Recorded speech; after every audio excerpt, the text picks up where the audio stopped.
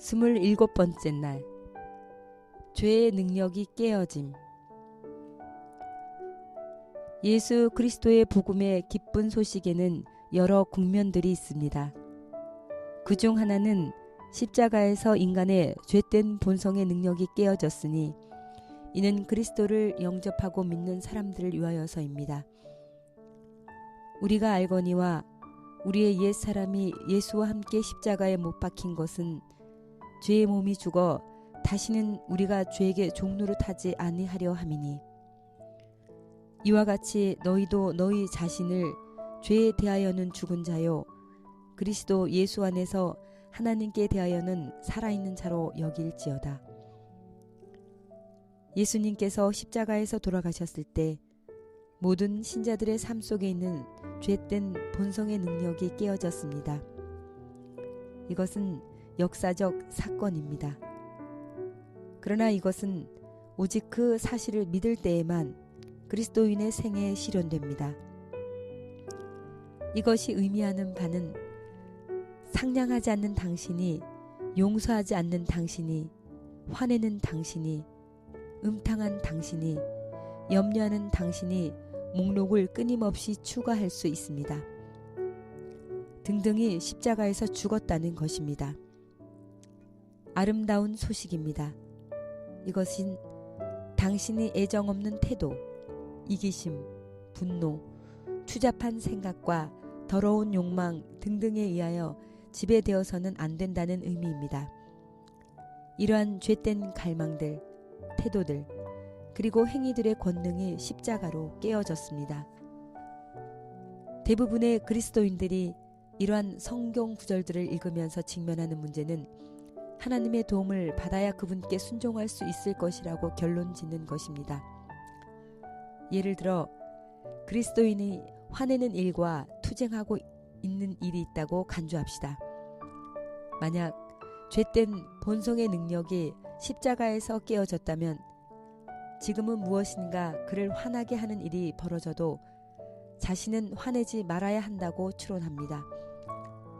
그리고 결국에는 이길 것이라고 크게 안심하며 승리를 확신합니다. 곧바로 무엇인가 그를 화내게 만드는 일이 일어납니다. 아마도 누군가 운전을 멈추게 하든가 무엇인가를 매정하게 말합니다. 즉시로 화가 납니다.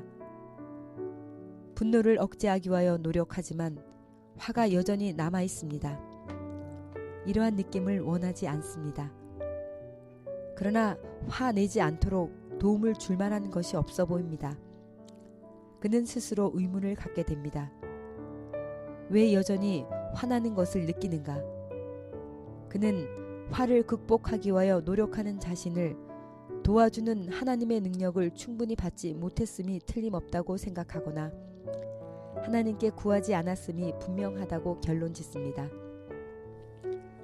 그래서 하나님께 화내는 것을 없애달라고, 필요한 능력을 달라고, 승리토록 해달라고 하나님께 탄원합니다.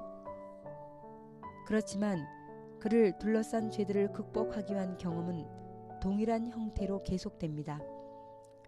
혼돈과 패배감은 더해집니다. 그는 다시 자신의 진정성에 대해 의문을 갖고 주님과 함께하는 걸음에 그 어떤 평안도 얻지 못합니다.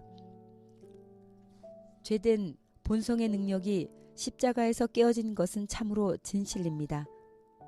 그러나 이것이 그토록 하겠다고 노력함으로 하나님께 순종하기를 시작할 수 있다는 의미는 아닙니다. 기억하십시오. 비록 십자가에서 우리의 죄된 본성이 지닌 압도적인 영향력에서 깨어졌다 할지라도 우리 자신에게는 하나님께 순종할 능력이 전혀 없습니다. 이 진리를 단순히 알고 믿는 것으로는 충분치 않습니다. 절대로 아닙니다. 우리가 갈망하는 승리를 얻는 유일한 길이 있습니다. 죄와 유혹을 극복하고 이기는 일이 우리 삶에서 일어날 터인데 오직 우리 죄된 본성이 십자가에 못 박힌 사실을 믿고 당신이 이루신 승리를 우리에게 주시도록 그리스도를 용납하는 것입니다. 따라서 우리는 오직 우리 안에 계신 그리스도께서 승리하는 삶을 살도록 그분을 받아들임으로써 죄와 유혹을 극복하고 승리할 것이라는 사실을 이해하여야 합니다. 하나님의 의를 모르고 자기 의를 세우려고 힘써 하나님의 의에 복종하지 아니하였느니라. 그리스도는 모든 믿는 자에게 의를 이루기 위하여 율법의 마침이 되시니라. 로마서 10장 3절 4절. 이는 내게 사는 것이 그리스도니 죽는 것도 유익함이라. 빌립보서 1장 21절. 깊이 생각하기와 토론하기. 첫째, 십자가에서 그리스도인이 죄된 본성의 능력에 어떤 일이 일어났습니까? 만약 누군가 이 사실을 믿거나 안다면 그것이 의미하는 바가 그리스도인들이 하나님께 지속적으로 순종하는 일을 곧 시작할 수 있다는 것입니까? 그렇든지 아니든지 그 이유는 무엇입니까? 둘째, 여러분의 삶에 있는 특별한 죄를 없애달라고 하나님께 요청한 경험이 있습니까? 그 문제로 여전히 투쟁하고 있습니까? 여러분은 반복하여 죄를 짓기 때문에 그리스도인이 아니지 않는가라고 느껴본 경험이 있습니까? 하나님께서는 여러분이 그처럼 느끼는 것에 대하여 어떻게 처리하기를 원하십니까? 기도 활동. 첫째, 기도 파트너에게 전화를 하고 배운 내용을 함께 의논하십시오. 둘째, 기도 파트너와 함께 다음 제목으로 기도하십시오. 하나, 하나님께서 계속하여 여러분을 성령 충만하게 하시기를.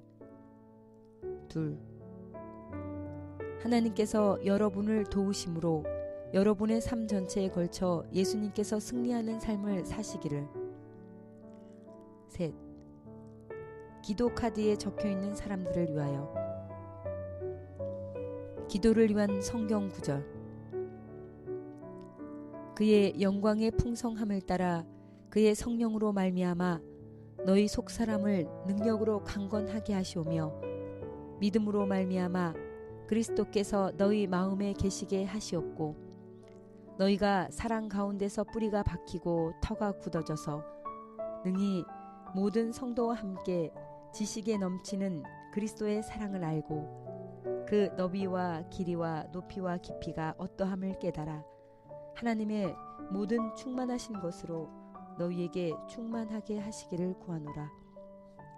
에베소서 3장 16절로 19절. 주님, 당신의 성령을 채우소서. 성령의 능력으로 강하게 하심으로 우리의 원수의 모든 공격에서 견딜 수 있도록 하소서. 우리를 당신의 사랑으로 채우시고 그리스도의 사랑을 알도록 우리의 눈을 열어주소서. 그리하면 우리의 말과 행동으로 다른 이들에게 그리스도의 사랑을 드러낼 것입니다.